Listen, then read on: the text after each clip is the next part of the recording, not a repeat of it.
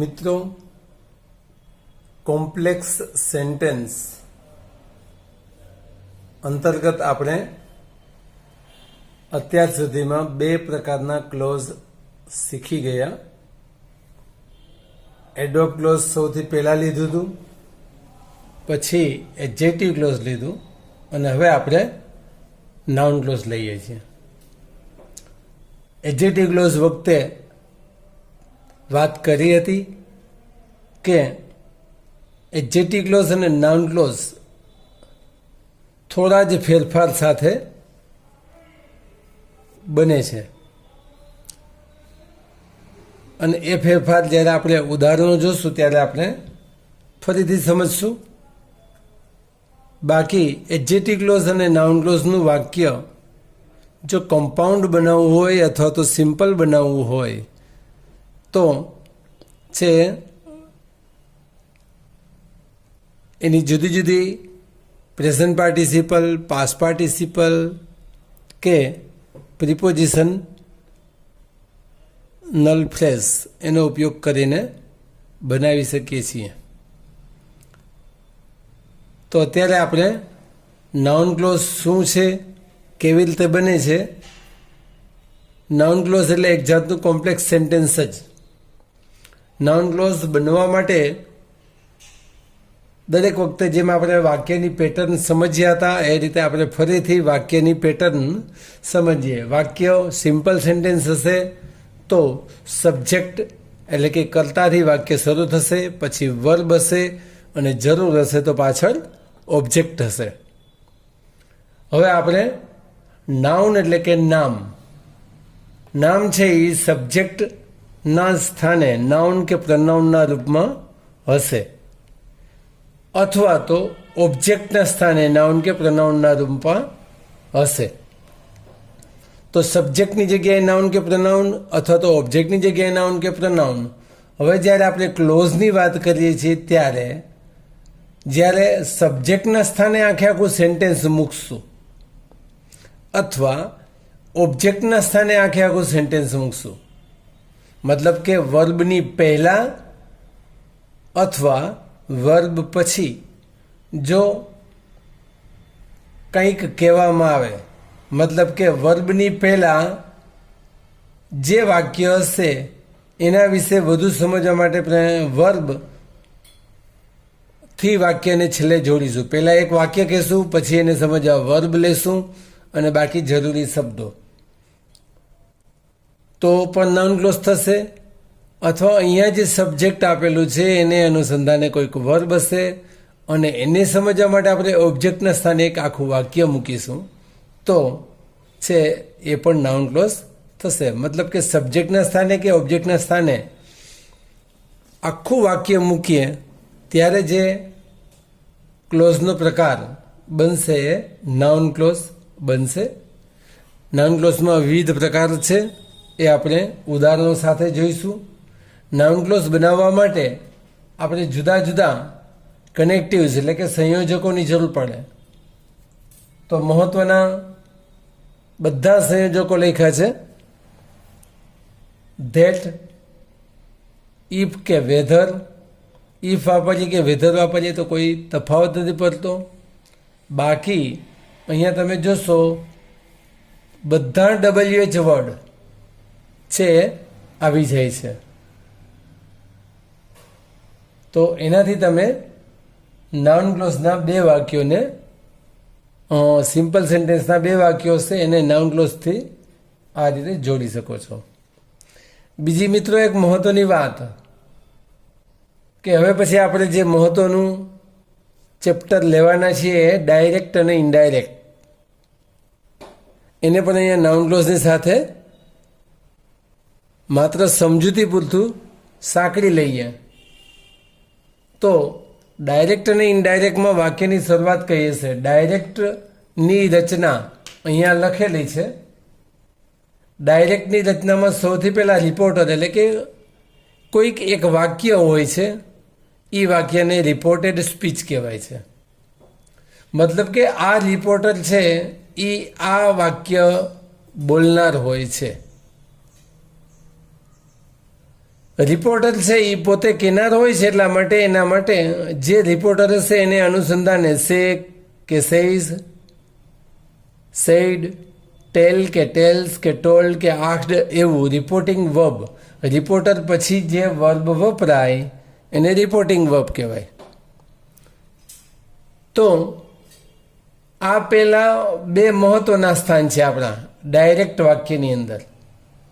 પછી જો જરૂર હોય તો અહીંયા મતલબ કે રિપોર્ટેડ સ્પીચની પહેલાં જરૂર હશે તો અહીંયા સાંભળનાર આપેલો હોય, પણ ફરજિયાત નથી હોતો એટલે મેં અહીંયા લીધેલ નથી.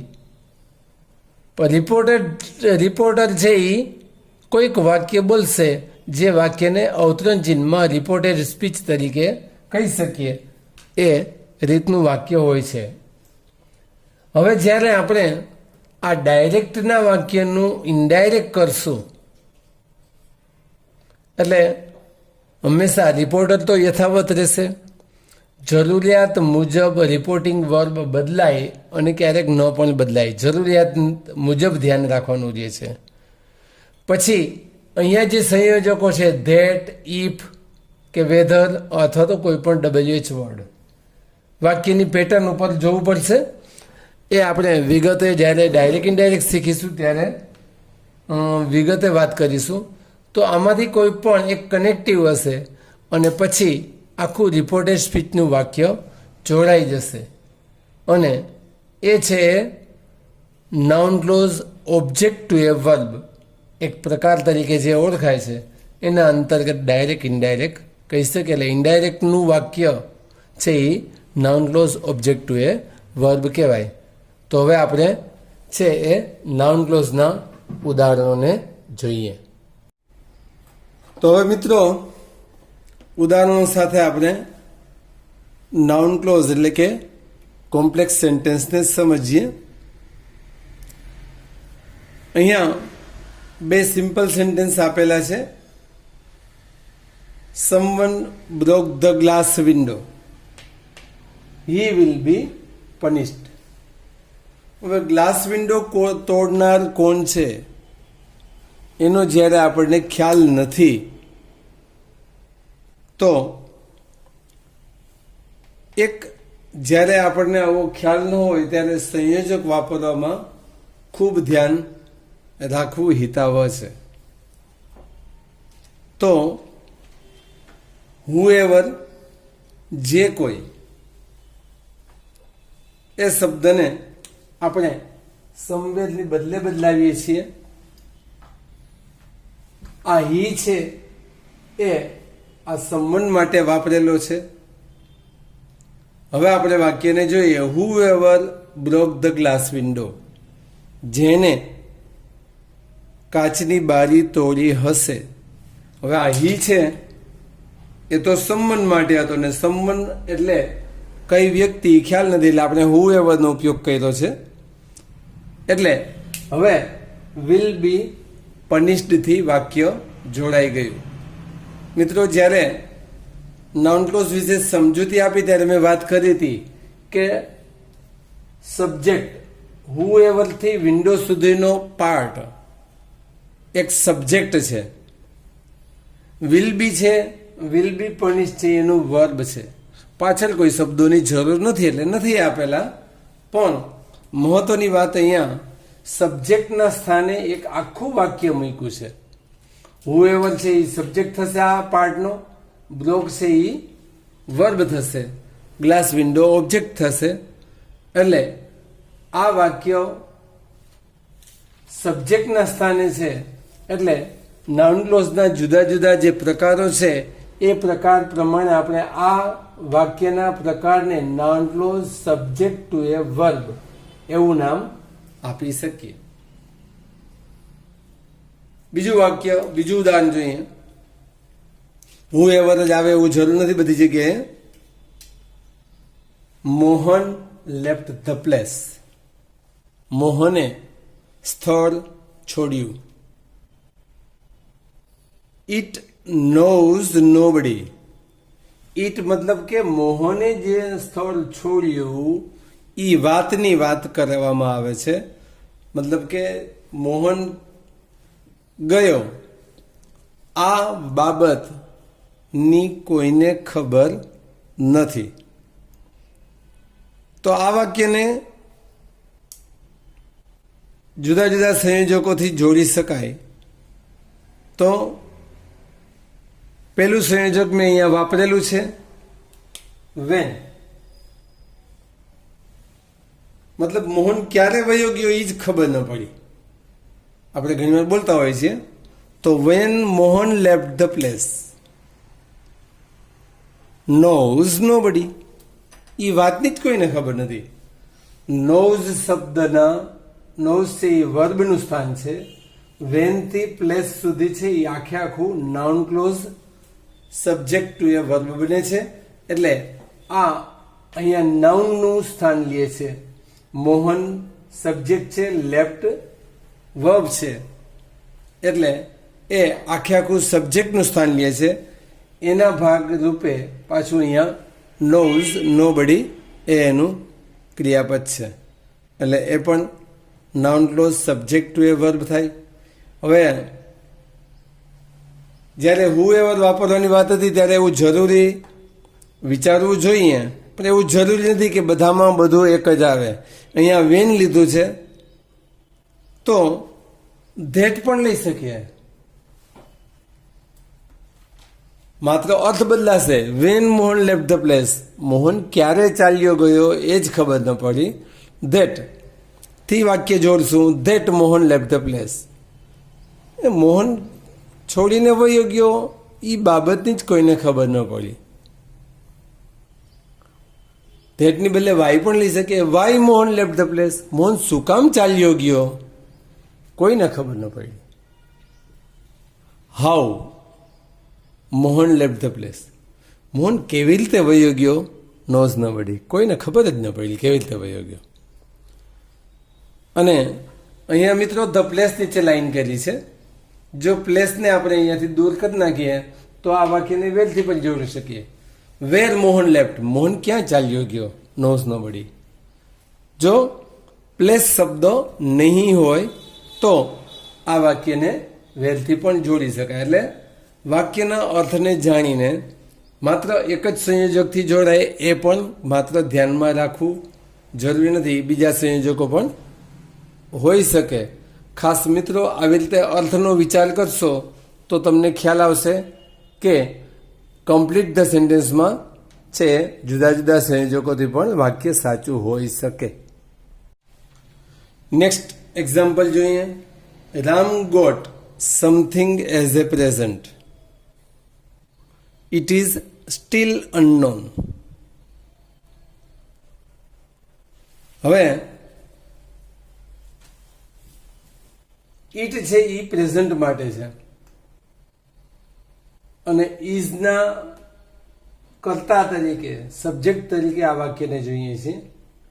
સમથિંગ એટલે કંઈક, પણ શું મળ્યું છે એ ખબર નથી, એટલા માટે આ વાક્યને આપણે વોટથી જોડીએ. તો what Ram got as a present. It છે એ સમથિંગ માટે હતું ને સમથિંગને માટે આપણે નક્કી નથી કરી શકતા એટલે વોટ મૂકેલું છે. તો હવે અહીંયા ઇટ નીકળી ગયો અને ઇઝ સ્ટીલ અનનોન. હવે મિત્રો અહીંયા તમને મેં હાઉ મેની પણ લખેલું છે. તો હાઉ મેની પછી લીટો મૂકેલો છે, મતલબ કે પ્રેઝન્ટ તરીકે ઘણીવાર એવું બને કે રૂપિયા પણ મળી શકે, મેડલ પણ મળી શકે. જો હાઉ મેની વાપરવાનું હોય તો how many rupees Ram got as a present is still unknown. તો હાઉ મેની પણ એવી રીતે ઉપયોગમાં આવી શકે. મિત્રો અહીંયા ત્રણેય વાક્યોનો પ્રકાર તમને ખાસ સમજૂતી માટે યાદ રાખજો કે દરેક વાક્યની અંદર બીજું વાક્ય જે હતું એનો કર્તા, અહીંયા હી હતો, અહીંયા ઈટ હતો, ઈટ હતો, એ કર્તાને દૂર કર્યું છે. એ હી કે ઈટ આગલા વાક્યના આપેલા નામ માટે હતા. અહીંયા હી છે ઈ સમવન માટે છે, અહીંયા ઈટ છે, ઈ આ આખા વાક્ય માટે છે, અહીંયા ઈટ છે ઈ સમથિંગ માટે છે, અને એના માટે આપણે કોઈક ને કોઈક નાઉન ક્લોઝનો કનેક્ટિવ્સ તરીકેનો શબ્દ વાપરેલો છે. અહીંયા હી માટે હુ એવર વાપર્યું, અહીંયા આખી વાત માટે વેન છે, ધેટ, વાય, હાઉ કે વેર પણ તમે વાપરી શકો છો.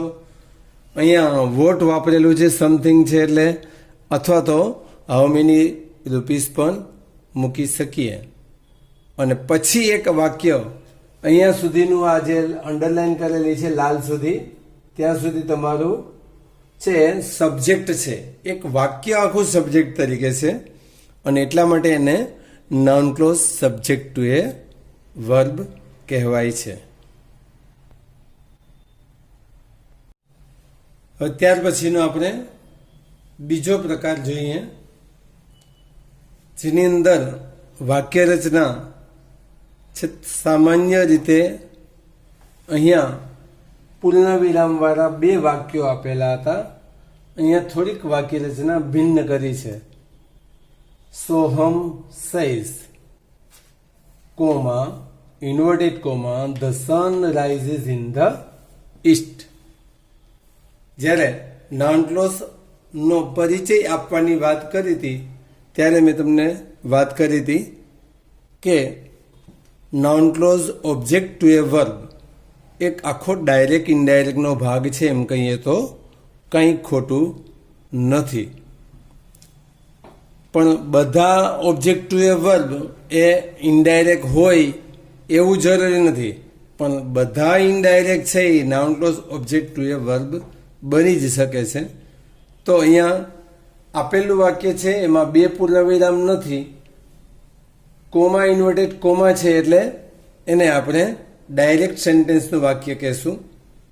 સોહમ છે એ રિપોર્ટર થશે, સેઇઝ રિપોર્ટિંગ વર્બ થશે, અને the sun rises in the East છે એને રિપોર્ટેડ સ્પીચ કહીશું. હવે જ્યારે આવું ડાયરેક્ટના વાક્યને ઇનડાયરેક્ટમાં જોડીશું ત્યારે ડાયરેક્ટમાંથી ઇનડાયરેક્ટના નિયમ પ્રમાણે અહીંયા આપણે ધેટને જોડવું પડે છે. તો સોહમ ટેલ્સ, સેઇઝનું સેઇઝ રાખીએ તો પણ કાંઈ પ્રોબ્લેમ નથી. સોહમ સેઇઝ ધેટ કે સોહમ ટેલ્સ ધેટ. પછીનું વાક્ય આખે આખું the sun rises in the East. હવે અહીંયા વાક્યના ઓબ્જેક્ટ ટુ એ વર્બ શું કામ થાય છે એ પણ વાતને આપણે સમજી લઈએ કે સોહમ છે એ સબ્જેક્ટ થયું, ટેલ્સ વર્બ થયું, અને ઓબ્જેક્ટના સ્થાને એક આખું વાક્ય છે, એટલા માટે આપણે આને noun clause object to a verb કહીશું. બીજું એક વાક્ય જોઈએ આપણે, હજી ડાયરેક્ટ ઇનડાયરેક્ટના 2-3 પ્રકારના વાક્યો લીધા છે અહીંયા, બાકી ડાયરેક્ટ ઇનડાયરેક્ટ આપણે વિગતે શીખીશું. બીજું વાક્ય જોઈએ, he said to her, do you like coffee. અહીંયાની જેમ જ ડાયરેક્ટનું જ વાક્ય છે, પણ તફાવત છે, અહીંયા પૂર્ણવિરામ હતું, અહીંયા પ્રશ્નાચિહ્ન છે. હવે જ્યારે આપણે વાક્યના પ્રકારો શીખ્યા ત્યારે 4 પ્રકારના વાક્યો હતા. એક એઝર્ટિવ અથવા તો ડિક્લેરેટિવ સેન્ટેન્સ, બીજું ઇન્ટરોગેટિવ સેન્ટેન્સ. મિત્રો, ડાયરેક્ટમાંથી ઇનડાયરેક્ટ વાક્ય બનાવીએ ત્યારે ખાસ ખ્યાલ રાખવાનો કે ઇન્ટરોગેટિવ સેન્ટેન્સ છે એ એઝર્ટિવમાં અથવા તો ડિક્લેરેટિવ સેન્ટેન્સમાં રૂપાંતરિત થઈ જાય છે. અને એઝર્ટિવ ઇન્ટરોગેટિવનું એઝર્ટિવ કઈ રીતે કરવું એ આપણે ત્યારે સમજાવેલું જ હતું, અને અત્યારે ફરી પાછું સામાન્ય અર્થમાં રિપીટ થાય છે. ફરી પાછું વિગતે આપણે જ્યારે ડાયરેક્ટ ઇનડાયરેક્ટના ચેપ્ટરમાં જોઈશું. તો અત્યારે આપણે જોઈએ કે હી છે એ રિપોર્ટર છે, સેડ ટુ છે એ રિપોર્ટિંગ વર્બ છે, હર ઓબ્જેક્ટ છે, અને અહીંયા આ વાક્ય રિપોર્ટેડ સ્પીચ છે. હવે એને ઇનડાયરેક્ટમાં ફેરવીએ છીએ ત્યારે હી ક્વેશ્ચન સેન્ટેન્સ હતું એટલે આપણે આસ્ક્ડ લીધું. હર સાંભળનાર છે એટલે એને આપણે બદલાવી ન શકીએ. અને આ વાક્ય ઇન્ટ્રોગેટિવ સેન્ટેન્સના 2 ભાગ પડે, એક ઇન્વર્ઝન ક્વેશ્ચન અને એક WH ક્વેશ્ચન. તો આ ઇન્વર્ઝન ક્વેશ્ચન છે. ઇન્વર્ઝન ક્વેશ્ચનમાં આપણે છે એઝર્ટિવ કે ડિક્લેરેટિવમાં ફેરવવું હોય તો આ ડુ શબ્દને દૂર કરવો પડે. અને બીજું કે ઇન્ટ્રોગેટિવ સેન્ટેન્સને જ્યારે આપણે ઇનડાયરેક્ટમાં જોડીએ ત્યારે જો ઇન્વર્ઝન ક્વેશ્ચન હશે તો સંયોજક તરીકે ઇફ અથવા વેધરનો ઉપયોગ થાય છે. ઇન્વર્ઝન ક્વેશ્ચન છે એટલે આપણે ઇફનો ઉપયોગ કર્યો. હવે આ ડુ ને દૂર કરી નાખશું એટલે આ વાક્ય થઈ જશે યુ લાઈક કોફી. તો એ ઇન્વર્ઝનમાંથી એઝર્ટિવમાં અથવા તો ડિક્લેરેટિવમાં રૂપાંતરિત થઈ ગયું. હવે ડાયરેક્ટ ઇનડાયરેક્ટના નિયમ પ્રમાણે આ યુ છે એ આપણે હર માટે વાપરેલો છે. એટલે હર એટલે કોઈ સ્ત્રી, એટલે અહીંયા વાક્યની શરૂઆત છે એટલે સી મૂક્યું. લાઈકનો કાળ ફેરફાર કરવો પડ્યો કારણ કે અહીંયા સેડ રિપોર્ટિંગ વર્બ હતું. રિપોર્ટિંગ વર્બ ભૂતકાળનું હોય તો આપણે અહીંયા ભૂતકાળ કરવો પડે. If she liked coffee. હવે અહીંયા વાક્યના પ્રકાર પ્રમાણે જોશો તો હી સબ્જેક્ટ, આસ્ક્ડ છે એ રિપોર્ટિંગ વર્બ. હરનું કોઈ મહત્વ નથી. આ આસ્ક્ડના આખા ઓબ્જેક્ટ તરીકે એક વાક્ય છે ઇફ સી લાઇકડ કોફી, એટલે એ થશે noun clause object to a verb. સાથોસાથ મિત્રો અહીંયા એક બીજું વાક્ય પણ એવું જ જોઈ લઈએ કે WH વાળું. તો the conductor said to me from whom did you buy this ticket. જેમ મેં અહીંયા ઇન્વર્ઝનની વાત કરી હતી તો અહીંયા WH ક્વેશ્ચન છે. સેડ ટુ ની બદલે મેં અહીંયા ઇન્ક્વાયર્ડ લીધો છે. કંડક્ટર છે એ સબ્જેક્ટ છે અથવા તો રિપોર્ટર છે. સેડ ટુ છે એ રિપોર્ટિંગ વર્બ છે. રિપોર્ટિંગ વર્બમાં એ પ્રશ્નાર્થ વાક્ય હોય તો એવું જરૂરી નથી આસ્ક્ડ જ આવે. ઇન્ક્વાયર્ડ છે એનો સમાનાર્થી જેવો જ શબ્દ છે એટલે ઇન્ક્વાયર્ડ. મી છે એનું કોઈ મહત્વ નથી રહેતું. આ તો વાક્યમાં આપેલું હોય એટલે આપણે સાથે લેવું પડે. હવે જે ઇનડાયરેક્ટના નિયમ પ્રમાણે અહીંયા ઇફ વાપરેલું હતું પણ અહીંયા ઇફ નથી વાપર્યું કારણ કે આ વાક્ય આપણું WH છે એટલે ફ્રોમ હુમ. હવે જ્યારે ઇન્વર્ઝન ક્વેશ્ચનમાંથી સિમ્પલ સેન્ટેન્સ બનાવવાની વાત હતી, મતલબ કે એઝર્ટિવ કે ડિક્લેરેટિવ, તો જેમ અહીંયા આપણે ડુ દૂર કરવાની વાત હતી એમ અહીંયાથી ડીડ દૂર કરવો પડે. એટલે ડીડને દૂર કરશો તો યુ, ડીડ છે એ આમ જોઈએ તો ડીડ છે એ બાયમાં પડે એટલે યુ બોટ ધીસ ટિકિટ. એવું એઝર્ટિવ કે ડિક્લેરેટિવ સેન્ટેન્સ થાય. હવે ડાયરેક્ટ ઇનડાયરેક્ટના નિયમ પ્રમાણે યુ છે એ આ મી શબ્દ માટે છે. આ યુ છે એ મી માટે છે એટલે આપણે અહીંયા એનો આઈ કરેલો છે. પછી આ વાક્ય ભૂતકાળનું હતું. ડાયરેક્ટ ઇનડાયરેક્ટના નિયમ પ્રમાણે અહીંયા હેડ કરવો પડે છે, હેડ બોટ. અને ધીસને છે એને પણ આપણે અહીંયા ધેટ કરવું પડે ડાયરેક્ટ ઇનડાયરેક્ટના નિયમ પ્રમાણે, ધેટ ટિકિટ. બાકીના નિયમો તો આપણે ત્યારે વિગતે સમજીશું જ. પછીનું વાક્ય આપણે એટલે આ ત્રણ વાક્યો સોહમ સેઝ, હી આસ્ક્ડ અને ધ કંડક્ટર સેડ.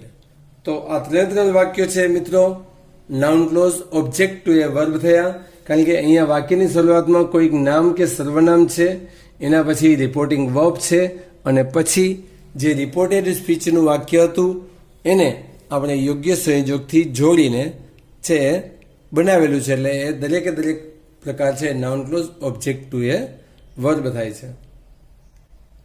પછીનું વાક્ય આપણે જોઈએ. પછીનું વાક્ય જોઈએ ઇનડાયરેક્ટનું વાક્ય નથી. આઈ ડુ નોટ નો પૂર્ણવિરામ આવી ગયું. Whose child is this question થયું. મિત્રો અહીંયા ખાસ ખ્યાલ રાખવાનો, આ ત્રણ વાક્યો તમે જોશો તો આ ક્વેશ્ચન સેન્ટેન્સ હતું, અહીંયા પણ ક્વેશ્ચન સેન્ટેન્સ હતું ને અહીંયા પણ ક્વેશ્ચન સેન્ટેન્સ છે. જ્યારે પણ આપણે નાઉન ક્લોઝ હોય, એડવર્બ ક્લોઝ હોય કે એડજેક્ટિવ ક્લોઝ હોય એમાં પાછળના ભાગે જો વાક્ય જોડતા હોઈએ તો ક્યારેય ઇન્ટ્રોગેટિવ સેન્ટેન્સ છે ઇન્ટ્રોગેટિવ નહીં રહે, એને આપણે એઝર્ટિવમાં કે ડિક્લેરેટિવમાં ફેરવવું પડે. એઝર્ટિવ કે ડિક્લેરેટિવ બે એક જ પ્રકાર છે, માત્ર નામ અલગ અલગ છે. તો એઝેટિવ ઇન્ટ્રોગેટિવ સેન્ટેન્સને એઝેટિવમાં કે ડિક્લેરેટિવમાં ફેરવવામાં ખ્યાલ શું રાખવાનો? તો એ જ ખ્યાલ કે આપણે ક્વેશ્ચનની શરૂઆત કયા શબ્દથી થાય છે એને પહેલાં જોવાનું છે. જો ઇન્વર્ઝન ક્વેશ્ચન હોય તો 3 શબ્દો એવા છે ઇન્વર્ઝન માટેના: ડુ, ડઝ કે ડીડ. જો એ હોય તો આપણે રિમૂવ કરવાના, એટલે એ વાક્ય આપણું છે ઇન્વર્ઝન થઈ જશે. બીજો થોડોક ખ્યાલ રાખવો પડે, ડઝ હોય એટલે ક્રિયાપદમાં ભેરવવું પડશે ને ડીડ છે એની ક્રિયાપદમાં ભેરવવું પડે. મેં જે અહીંયા ત્યારે જ્યારે તમને ડીડ વાળું વાક્ય બતાવ્યું ત્યારે મેં વાત કરી કે યુ બોટ થઈ જાય, તો એવી રીતે છે બદલી જાય છે. ડુમાં કાંઈ ફેરફાર કરવાનો હોતો નથી. અને જો ઇન્વર્ઝન ન હોય તો મતલબ કે WH ક્વેશ્ચન હોય તો WH શબ્દને થોડી વાર માટે સમજ પૂરતો એક બાજુ મૂકી દેવાનો. WH શબ્દને તમે જ્યારે એક બાજુ મૂકી દેશો એટલે WH પછીનો ભાગ છે એ આપણા માટે ઇન્વર્ઝન જેવો જ થઈ જશે. એટલે અહીંયા તમે જોશો તો આ હુમને તમે એક બાજુ મૂકી દેશો તો આ ડીડ વાળો પાર્ટ છે એ ઇન્વર્ઝન ક્વેશ્ચન જેવો જ થાય. એને વિધાનની જેમ જ ફેરવી નાખવાનો, ડુ, ડઝ કે ડીડ. અને જો ડુ, ડઝ, ડીડ સિવાયનો કોઈ પણ શબ્દ હોય તો અહીંયા જે ક્વેશ્ચન બનાવવા માટે શબ્દ વાપરેલો હોય એ અને એની બાજુમાં જે નાઉન કે પ્રનાઉન હોય એને બેને આગળ પાછળ કરવાના છે. હમણાં જ આપણે આગળના વાક્યમાં જોશું એટલે ખ્યાલ આવશે. તો હુઝ ચાઇલ્ડ ઇઝ ધીસ, તો અહીંયા હુઝ ચાઇલ્ડ એ શબ્દ WH વર્ડ થયો અને ઇઝ અને ધીસ છે એને આપણે ઉલટાવવા પડશે. તો I do not know whose child this is એવું વાક્ય થઈ જશે. એટલે મિત્રો જ્યારે પાછળના ભાગે ઓબ્જેક્ટના સ્થાને જ્યારે વાક્ય જોડાતું હોય તો આ ખાસ ખ્યાલ રાખવાનો કે એ વાક્યને ક્યારેય આપણે છે ક્વેશ્ચન સ્વરૂપે રહેવા દેવાનું નહીં. પછીનું વાક્ય જોઈએ તો my father is satisfied with my performance. મિત્રો અહીંયા સુધી બધા વાક્યો છે એ 2 વાક્યો હતા. અહીંયા સિમ્પલ સેન્ટેન્સ છે એને કોમ્પ્લેક્સમાં ફેરવેલું છે, નાઉન ક્લોઝમાં ફેરવેલું છે. તો અહીંયા છે એ નાઉન ક્લોઝનો એક અલગ પ્રકાર છે. આગળ 2 અલગ વાક્યોથી એક પ્રકાર હતો, અહીંયા એક સિમ્પલ સેન્ટેન્સથી અલગ પ્રકાર છે. તો એ અલગ પ્રકાર એટલે અહીંયા સેટિસ્ફાઈડ શબ્દ એકલો ક્યારેય વપરાતો નથી. સેટિસ્ફાઈડ સાથે છે એ પ્રિપોઝિશન તરીકે વિથ મોટે ભાગે વપરાતું હોય છે. હવે પ્રિપોઝિશન આવે ત્યાર પછી છે સામાન્ય રીતે નામની જરૂરિયાત હોય છે. તો અહીંયા માય પરફોર્મન્સ શબ્દ છે એ એક નામ છે. આપણે જ્યારે નાઉન ક્લોઝ સમજવાની વાત શરૂ કરી ત્યારે મેં વાત કરી હતી કે નાઉન ક્લોઝ માંથી સિમ્પલ સેન્ટેન્સ બનાવવું હોય તો શું કરવું પડે? તો કે પ્રિપોઝિશન અથવા તો પાસ્ટ પાર્ટિસિપલ અથવા તો છે એ પ્રેઝન્ટ પાર્ટિસિપલ એનો ઉપયોગ કરી શકીએ. તો અહીંયા પ્રિપોઝિશન વાળા શબ્દનો ઉપયોગ કરીને આપણે એને સિમ્પલ સેન્ટેન્સમાં બતાવી શકીએ છીએ. હવે એને નાઉન ક્લોઝમાં કઈ રીતે ટ્રાન્સફર કર્યું છે એ જોઈએ. My father is satisfied with object to a preposition. અહીંયા આપણા માટે આ સબ્જેક્ટ થાય છે માય ફાધર. ઇઝ સેટિસ્ફાઈડ છે એ વર્બ થાય છે, પણ આ વર્બ એવું છે કે એ જોડીમાં વપરાય છે, સેટિસ્ફાઈડ સાથે વિથ વપરાય છે. હવે પરફોર્મન્સ શું કર્યું છે એ તો ખબર નથી. ખબર ન હોય ત્યારે છે સંયોજક તરીકે આપણે વોટનો ઉપયોગ કરવાનો હોય છે, એટલે આપણે વોટ વાપર્યું. માય છે મતલબ કામ કરનાર ફર્સ્ટ પર્સન છે, એટલે આપણે માયને ચેન્જ કરીને આપણે આઈ લીધું અને પરફોર્મન્સ શબ્દને વર્બમાં રૂપાંતરિત કરી દીધો, હેવ પરફોર્મ્ડ. તો આ થયું noun clause object to a preposition. આપેલાનું એક વાક્ય આપણે the conductor said to me from whom did you buy this ticket. તો અહીંયા છે ફ્રોમ whom, આ બે શબ્દો જોડીમાં હતા. અહીંયા ને અહીંયા તફાવત માત્ર એટલો છે, અહીંયા સેટિસ્ફાઈડ સાથે વિથ છે, અહીંયા whom સાથે ફ્રોમ છે, પણ પ્રિપોઝિશન તો બંનેમાં આવે છે, એટલો તફાવત જે છે. પછીનો પ્રકાર આપણે જોઈએ કે વી આર હેપી ટુ નો. એક વાક્ય થયું you have won the gold medal. મિત્રો, એક વસ્તુ ખાસ યાદ રાખવાની કે અંગ્રેજી ભાષામાં છે જ્યારે એક ક્રિયાપદ વપરાઈ જાય, અહીંયા આર ક્રિયાપદ છે, વર્બ છે, પછી જો બીજા કોઈ ક્રિયાપદની જરૂર હોય તો બીજું આવતું ક્રિયાપદ છે એ ક્યારેય એના મૂળ સ્વરૂપે નહીં હોય. તો એ મૂળ સ્વરૂપે નહીં હોય તો એના ત્રણ સ્વરૂપ હોઈ શકે. એક ઇન્ફિનિટિવ, મતલબ કે ટુ સાથે જ્યારે આપણે ક્રિયાપદ રજૂ કરીએ તો એને ઇન્ફિનિટિવ કહેશું. પ્રેઝન્ટ પાર્ટિસિપલ તરીકે પણ હોઈ શકે, એટલે કે ક્રિયાપદ પાછળ આઈએનજી તરીકે, એટલે કે એ નાઉન ફોર્મમાં હોઈ શકે, અને અથવા તો પાસ્ટ પાર્ટિસિપલ રૂપે હોઈ શકે. અહીંયા આપણે ઓબ્જેક્ટ ટુ એન ઇન્ફિનિટિવ તરીકે શીખવાનું છે. એટલે અમે ખુશ છીએ જાણીને. શું જાણવાનું છે? તો કે એના માટે એક વાક્ય આખું આપ્યું છે. તો એ વાક્યને જોડવા માટે we are happy to know that.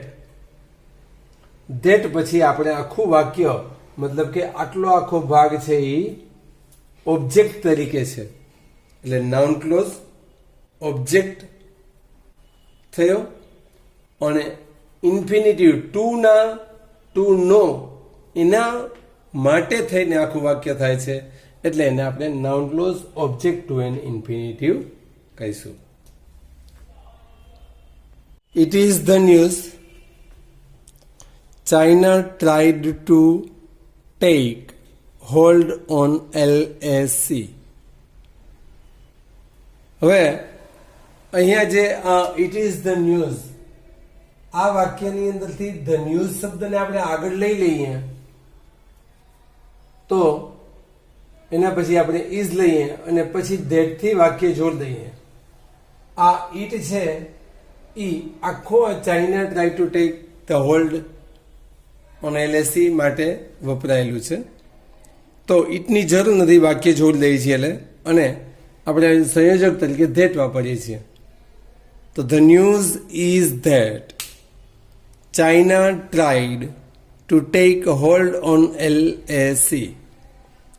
હવે અહીંયા ઇઝ પછી આખું વાક્ય છે જોડાય છે, એટલે એને નાઉન ક્લોઝ કોમ્પ્લિમેન્ટ ટુ બી કહેવાય. મિત્રો, આપણે જોઈ ગયા છીએ કે ટુ બી એટલે ઇઝ, એમ, આર કે વોઝ, વેર. એ ટુ બી પછી જે કાંઈ પણ આવશે એને કોમ્પ્લિમેન્ટ કહેવાય અંગ્રેજીમાં. ગુજરાતીમાં કેવું હોય તો પૂરક કહેવાય. તો એ પૂરક તરીકે નાઉન પણ હોઈ શકે અને આખું સેન્ટેન્સ પણ હોઈ શકે. અહીંયા પૂરક તરીકે આપણે આખું સેન્ટેન્સ મૂકેલું છે, એટલે નાઉન ક્લોઝ કોમ્પ્લિમેન્ટ ટુ બી કહેવાય. હવે એવું જ બીજું ઉદાહરણ જોઈએ. અહીંયા તો ઇટ છે એ આખા વાક્ય માટે હતું અને ભેગું સાથે નાઉન હતું, એટલા માટે આપણે આટલો સામાન્ય ફેરફાર કરી શકીએ. અહીંયા પણ ઇટ છે એ બીજા વાક્ય માટે જ છે. તો ઇટ સીમ્સ, પણ અહીંયા પાછળ નામ હતું એવું અહીંયા નામ નથી, એટલે આપણે અહીંયા ઇટને એમના યથાવત રહેવા દીધું. It seems that Indian soldiers fight against China ફર્મલી. એવું લાગે છે કે ભારતીય સૈનિકો ચાઇના સામે ફર્મલી, દૃઢતાથી લડશે. તો નાઉન ક્લોઝ કોમ્પ્લિમેન્ટ ટુ બી હોય તો એને નાઉન ક્લોઝ કોમ્પ્લિમેન્ટ ટુ બી કહેવાય. અને જો ટુ બી નહીં હોય તો આવી રીતે કોઈ બીજું વર્બ હોય તો એને noun clause complement to other verbs કહી શકાય.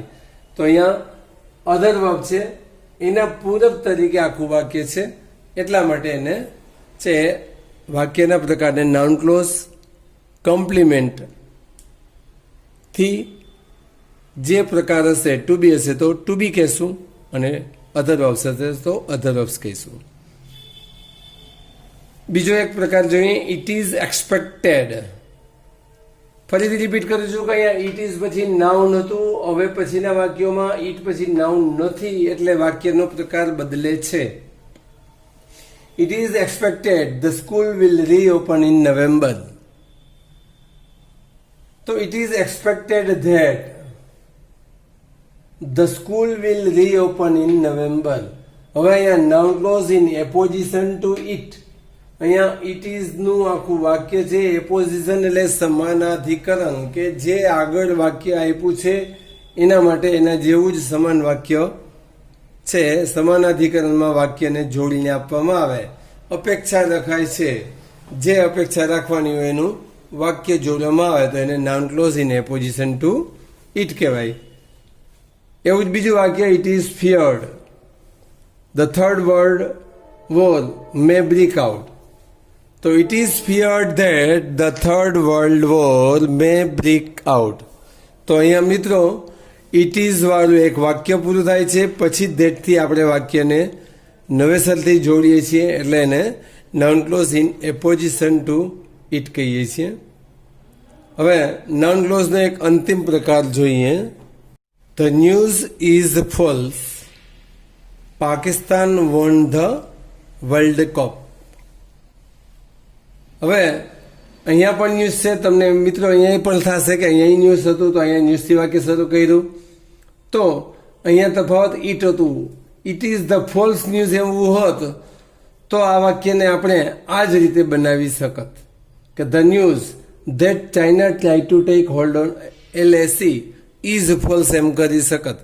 પણ અહીંયા વાક્ય જ છે the news is false, Pakistan won the world cup.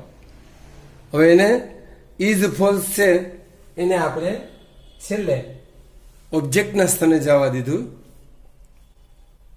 તો ધ ન્યૂઝ એની બાજુમાં જ નાઉન, ન્યૂઝ શબ્દ છે એ નાઉન છે એટલે જ એને આર્ટિકલ લાગેલો છે. પછી આખું વાક્ય આપ્યું that Pakistan won the world cup, એટલે અને છેલ્લે એના માટેનું વર્બ ઇઝ ફોલ્સ. એટલે અહીંયા noun clause in apposition to a noun, વાક્યની શરૂઆત માત્ર નામથી થાય છે, એટલા માટે આ પ્રકારને છે.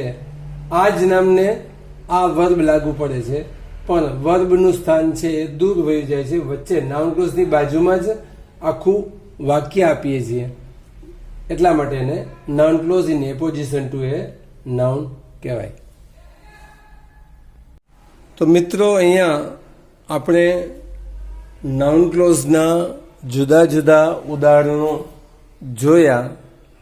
એમાં મહત્વની વસ્તુ આપણે ખાસ એ યાદ રાખવાની છે કે જ્યારે ક્લોઝ તરીકે જે વાક્યને આપણે સંયોજકથી જોડેલું છે એ વાક્યની આગળ, મતલબ કે અહીંયા આપણે ખાલી ઉદાહરણ માટે જોઈએ કે ધેટ ચાઇના વાળું વાક્ય છે, ધેટ ઇન્ડિયન સોલ્જર્સ વાળું વાક્ય છે, ધેટ ધ સ્કૂલ વાળું વાક્ય છે, ધેટ પાકિસ્તાન વાળું વાક્ય છે.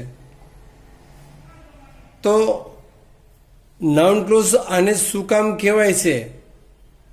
આગળના આપણે WH વાળા વાક્યોને પણ જોઈએ કે કોઈ પણ વાક્ય જોઈએ તો આને નાઉન ક્લોઝ એટલા માટે કહેવાય છે કે આગળના ભાગમાં જે નાઉન કાં તો આપેલા નથી ને નાઉન આપેલું છે તો એ નાઉનને અને આ વાક્યને લેવા દેવા હોતા નથી.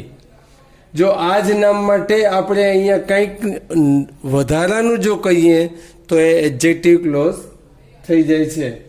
એટલે મિત્રો ખાસ ધ્યાન રાખવાનું કે નાઉન ક્લોઝનું વાક્ય જ્યારે જોડાય ત્યારે આગળ કાં તો નાઉન હોવું ન જોઈએ, અને એ જો કદાચ નાઉન હોય તો એ નાઉનને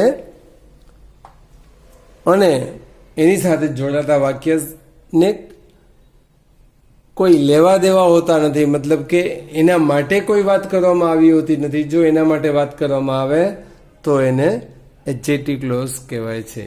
થેન્ક યુ.